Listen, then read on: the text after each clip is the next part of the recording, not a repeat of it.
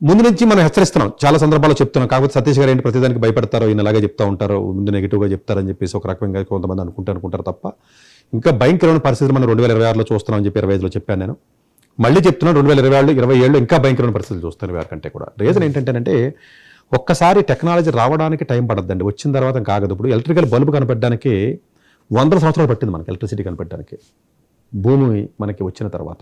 ఒక్కసారి electricity bulb వచ్చిన తర్వాత ట్యూబ్లైట్లు రావడానికి గిలైట్లు రావడానికి ఎక్కువ పట్టదు.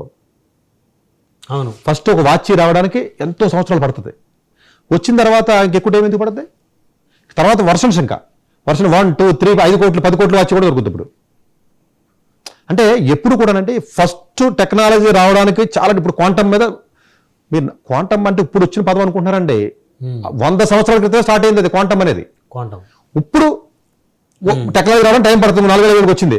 ఒక్కసారి వచ్చిన తర్వాత ఆ స్పీడ్ వేరు, రావడానికి మాత్రమే టైం పడుతుంది ఆ స్పీడ్. ఇప్పుడు రెండో శకంలోకి ఇప్పుడు డీప్ సీక్ లేనంత వరకు చైనా గురించి ఎవరికి తెలియదు, ఎవరు పట్టించుకోలేదండి. డీప్ సీక్ వస్తే మొత్తం ప్రపంచం వాడంక చూసింది, మొత్తం మార్కెట్ క్రాష్ అయిపోయింది ఆ రోజుని.